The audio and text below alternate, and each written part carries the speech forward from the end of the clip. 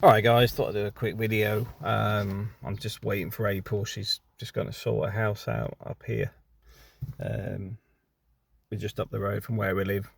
But yeah, there's been a couple of people mentioned about I'm easygoing, but some videos seem to go up and down, in the sense of I could be wound up on one and then the rest is sort of mellow.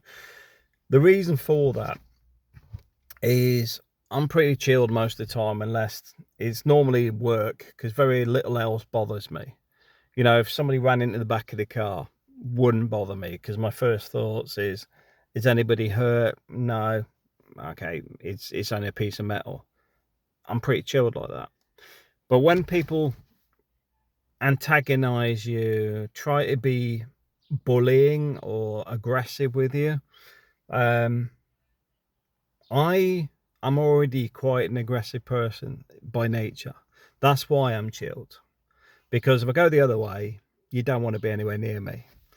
And I haven't been that way for a long time, because I stepped back a long time ago.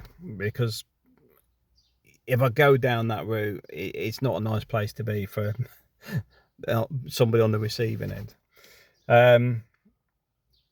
It's so when somebody tries to be intimidating, it doesn't intimidate me at all. I look at somebody, and I'm one of those people. If you threaten me and say I'm going to punch you in a minute, I'm quite calm or whatever, but I will go on then. And I'll look you straight in the face, but you better make it count, because I'm going to really hurt you. So I don't get into those situations anymore. I used to. I mean, it's where I used to be in a mental space. I used to be in a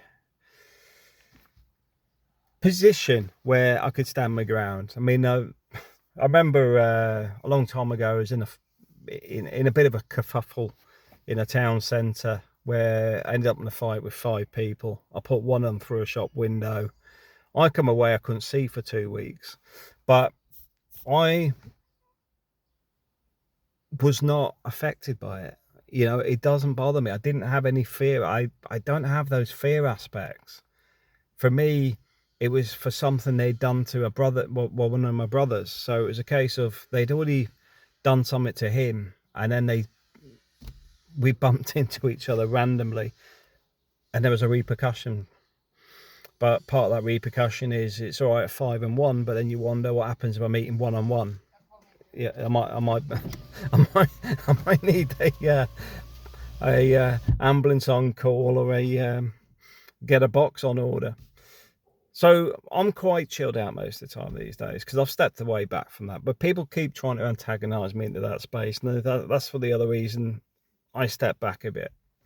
And this is the thing I was thinking about the other day, because I was listening to somebody talking about the Stoics, and a lot of the stuff you watch or listen to on the Stoic philosophies is selective, because it's trying to make you passive, and you don't have to be passive with everything.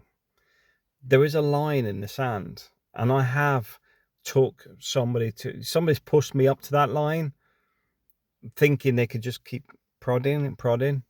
They did it recently, and then, not that there was a physical repercussion, but the answer was no, and I just looked them straight in the face, to the point they just looked away. They didn't know what to do, because they were used to, like, oh, I can be a bit of a bully, I can prod you, to actually have somebody go, no. And they couldn't even respond to it. They had to change subject, move on. Point being is, everybody's got the limitations. And this is why being based is important. This is why I'm bringing it up. It's being based and drawing back to where you want to be.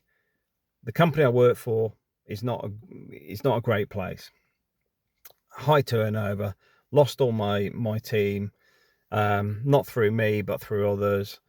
But even that, it sort of portrayed that they were the problem. At the same time, the guys are all good. We're still in touch with each other. We're still engaged.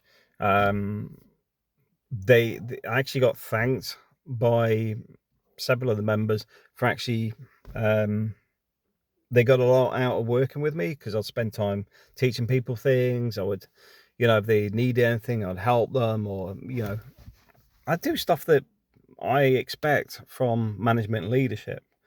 But in the business, we don't follow any of that.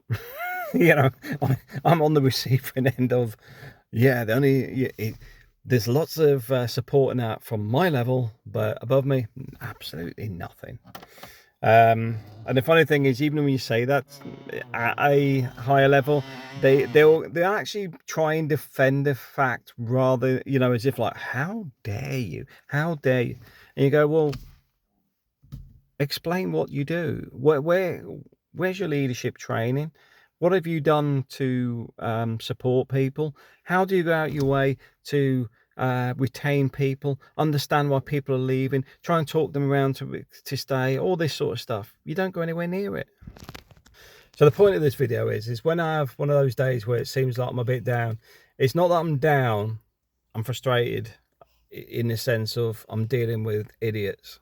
But a lot of it is around the fact that he's trying to understand the stupidity rather than I feel bothered by them in a threatening sense or intimidated. It's more a case of, why are they doing something so stupid?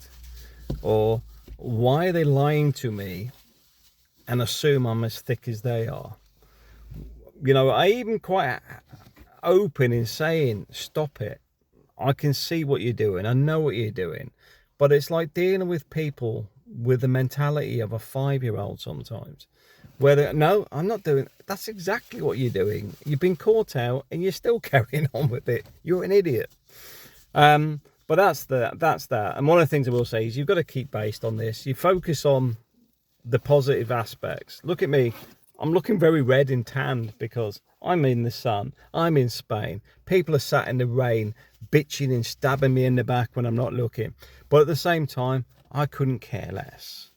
As the saying goes, does the lion concern itself with what the lambs are thinking? Absolutely not. In the same way, do not get dragged into crap that you don't need to. Just focus on where you want to go, where you want to be, and what you want to achieve. To hell with everybody else. We're all better than that. Thanks for watching.